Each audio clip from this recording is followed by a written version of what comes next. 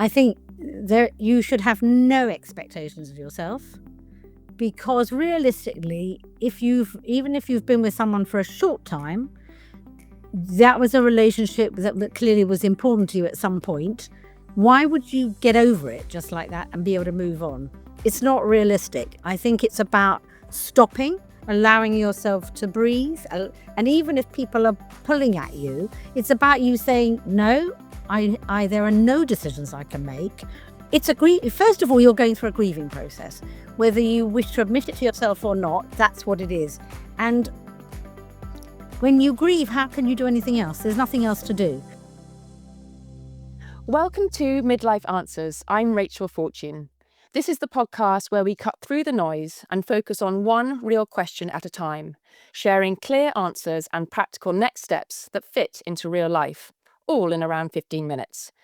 Today's question is one so many people quietly carry. How do I rebuild my life after divorce, emotionally and practically? I'm joined by Diane, a counsellor and psychotherapist who works closely with people navigating major life transitions, including relationship breakdown, identity shifts, and emotional recovery. Diane brings a grounded, compassionate approach to helping people steady themselves after divorce, make sense of what they're feeling, and begin rebuilding life at a pace that feels manageable. So if you're feeling overwhelmed, unsure where to begin, or questioning who you are now, this conversation is for you. Welcome, Diane. Thank you so much for joining me today on Midlife Answers. I would like to start by talking about what should someone prioritize emotionally in the first months after divorce. And I say this because I feel so many people feel pressure to be okay quite quickly. There's often this sense of, I should be over this by now. So from your perspective, what actually matters emotionally in those early months? I think it's the complete reverse of what you're saying.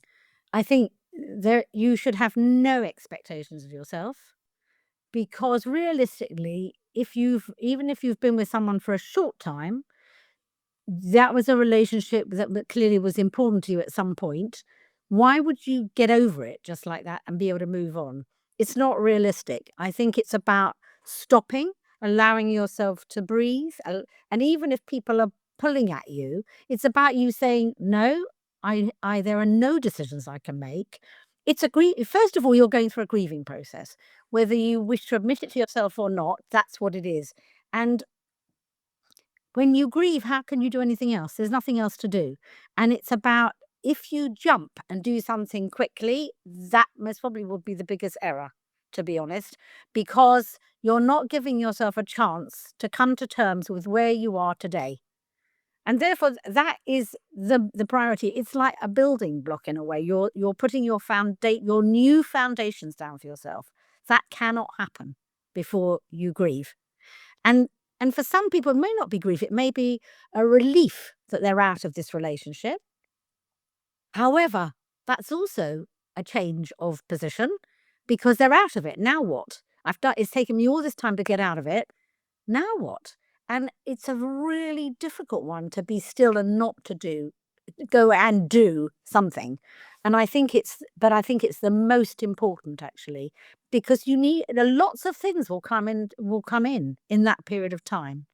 And it's about what you're feeling is normal, natural. And I think it's feeling overwhelmed. If you're very overwhelmed and you've got someone you can talk to, do, or get yourself a space somewhere, because actually you need to allow that to settle. It's a bit like dust settling. You've got to give it time, and it's not going to happen overnight. Even if it's your choice to have left, even if it's your choice to split, there are consequences to having made that decision. If you have children or you don't have children, they're still there. And I think it's really important to give yourself time. Time is really the most important, actually. Right, I think you're absolutely right. It's permission to slow down and then not having that rush to reinvent yourself, because you're undoubtedly going to, potentially go down paths that you're not ready to go down or weren't wanting to go down in the first place.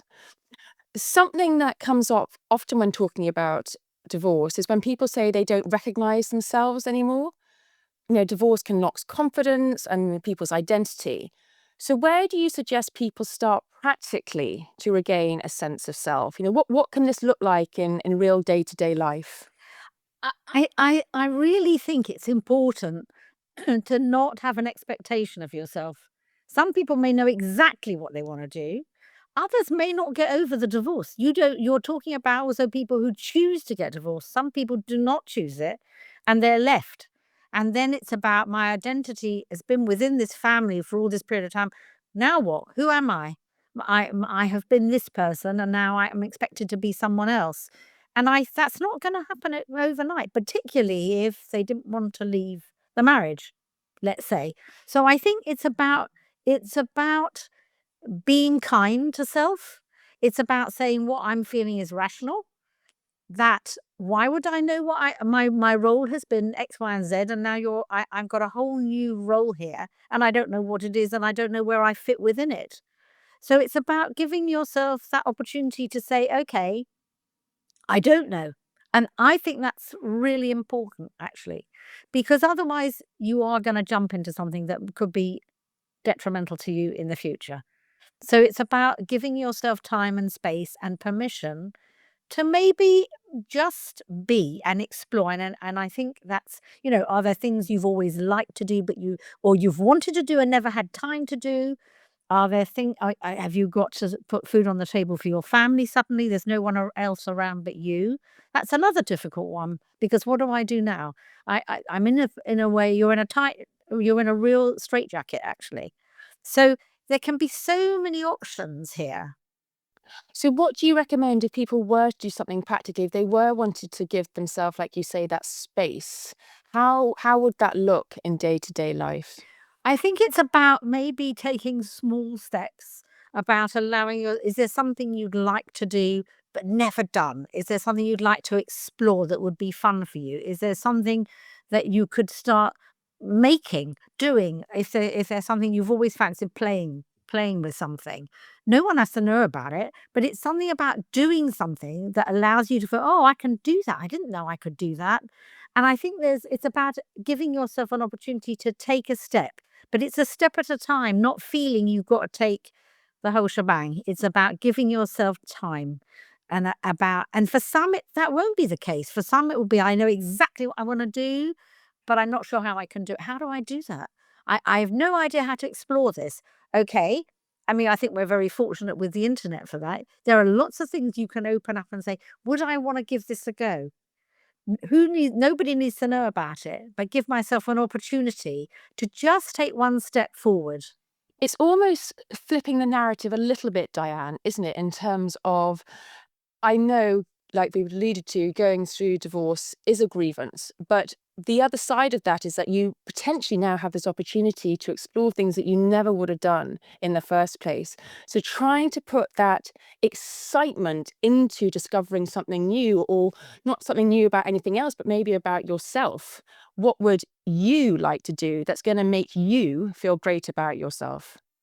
No, I think you're absolutely right. That is what it's about.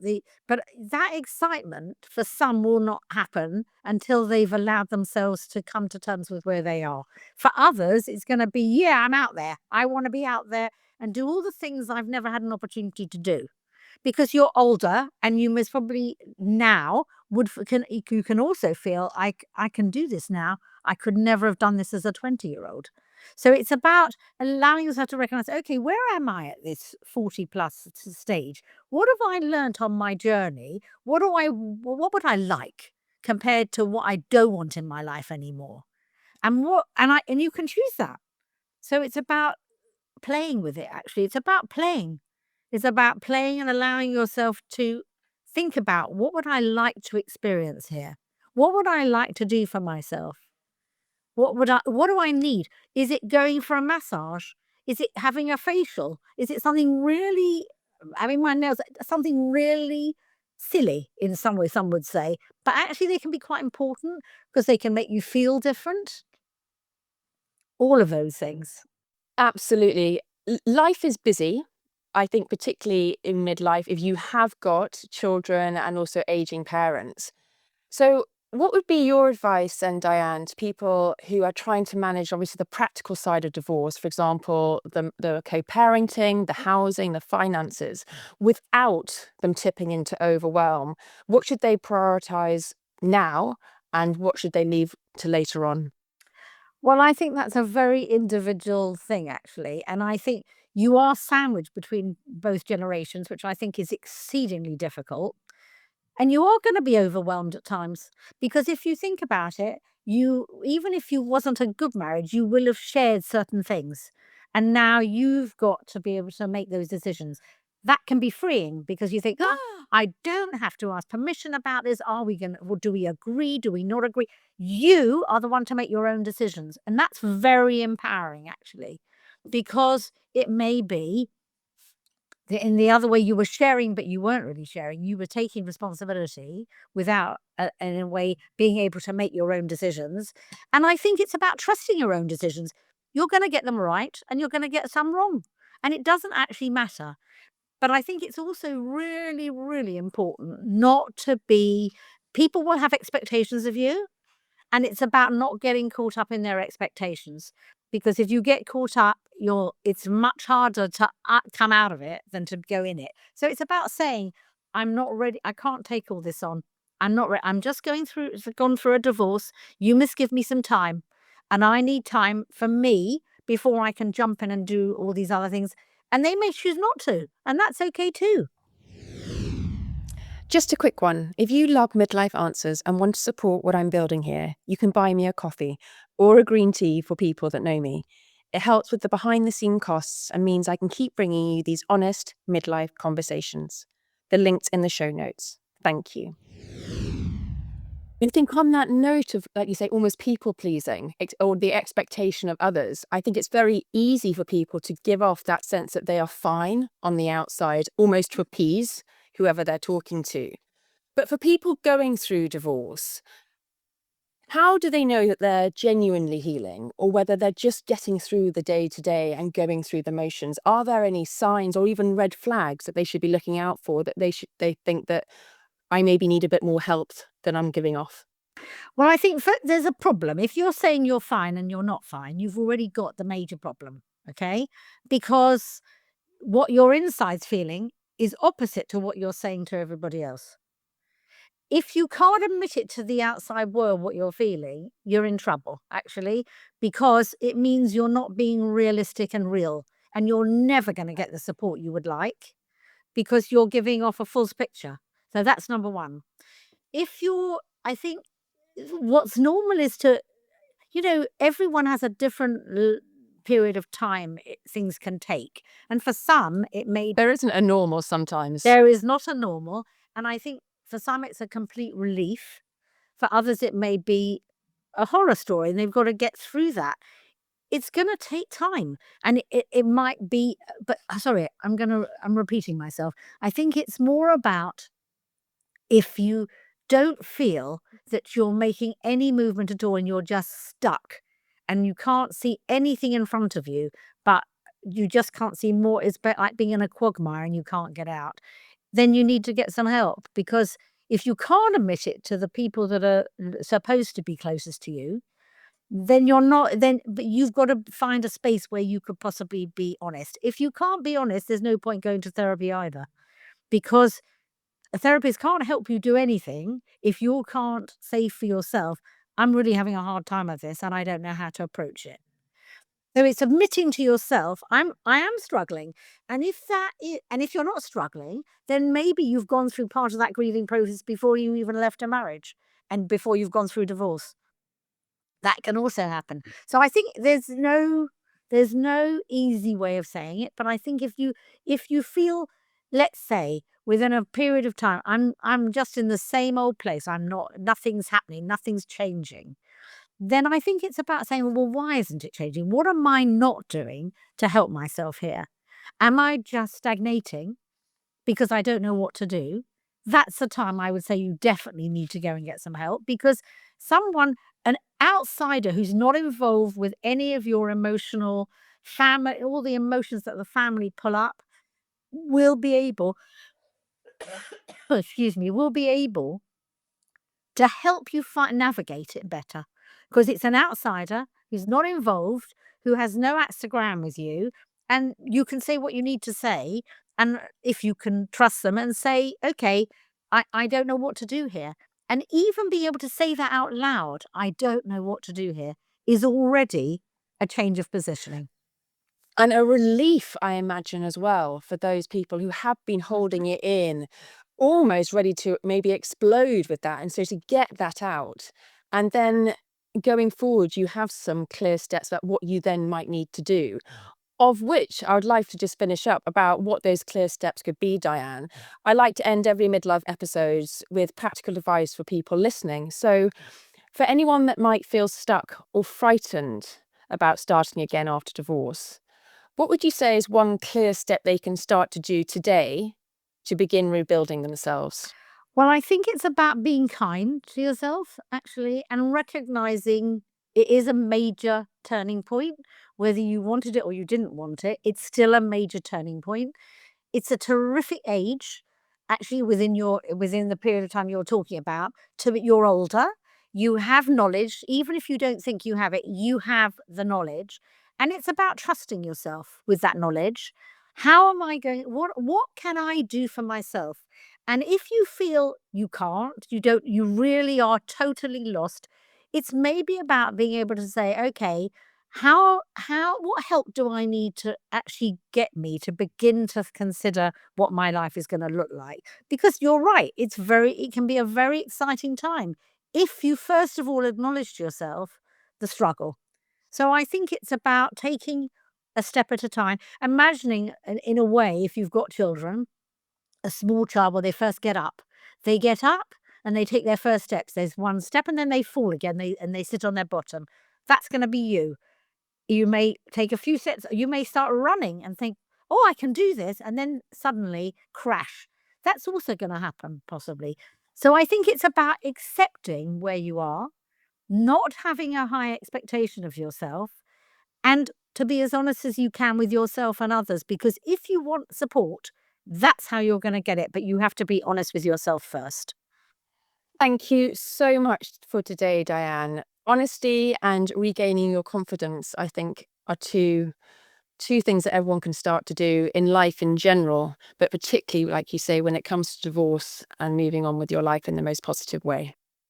I also think actually it's an interesting one to think about how, if you might have been waiting for a divorce for quite a while, and when it actually happens, that's when the crash can also come, because it's happened and you can't quite believe you've done it, let's say. And it's about, again, letting yourself come to terms with what does this mean for me? There are other doors open that I never thought I'd be able to open. And it may be about giving yourself a freedom that you never believed you'd ever have. Because you're older, you've got the knowledge, and it's trusting your knowledge, because we have a lot of knowledge and we underestimate ourselves. Depending on whether you want a divorce or you don't want a divorce is a huge one. That's a huge difference, because I think some women who are left don't know how that sometimes it can be a shock. They didn't want to be left. They would have carried on. Even if it didn't work, they would have carried on, because they can't imagine being on their own. And it's coming to terms with you might be on your own. And that's huge, actually. And that's not going to be easy. So from that aspect, that's one angle. But there are others who are going to be jumping for joy. I've done it. Now what? Okay. And that's also but that's also dangerous if you go jumping, because if you don't give yourself a chance, you must probably, I would say, I've seen it a number of times where people then end up in another relationship that is just as not positive, put it like that. They haven't looked at themselves enough, and they go back into another relationship that could be even worse than what they were in. I think divorce in midlife is one of those experiences that can feel incredibly lonely while you're going through it. Yet, when we start talking about it honestly, you realise just how many women are quietly navigating the same thing. What really stayed with me from this conversation is that divorce isn't just an ending, it's a transition. Yes, a painful, messy, emotional one at times, but also a moment where many women rediscover who they are, what they want, and how they want the next chapter of their life to look. Of course, there's grief, but there can also be clarity, strength, and a surprising sense of possibility. What we should also take away is that you don't have to have it all figured out straight away. Healing, rebuilding, and redefining your life after divorce takes time, and that's completely normal. Thank you so much, Diane, for your support and reassurance today. In the next episode of Midlife Answers, we're looking at another topic many of you have asked about: midlife weight gain. This is going to be a great conversation. We will chat about why does it suddenly feel harder to maintain our weight in our 40s, what's actually happening hormonally, and what we can realistically do about it. As always, I love hearing from you. So if you've got a midlife question you'd love us to cover in a future bite-sized episode, send it to me on Instagram at Midlife Answers or through the link in the show notes.